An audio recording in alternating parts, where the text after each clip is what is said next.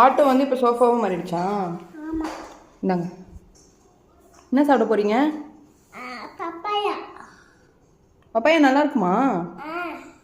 டேஸ்ட்டாக இருக்குமா? Hi friends, papaya டேஸ்ட்டாக தான் இருக்கும். ஆனால் சில குழந்தைங்களுக்கு அந்த ஸ்மெல்னாலேயோ என்னமோ பப்பாயா பிடிக்காது. ஈவன் என் பசங்களுமே ரொம்ப நாள் பப்பாளி பழம் சாப்பிடாம தான் இருந்தாங்க.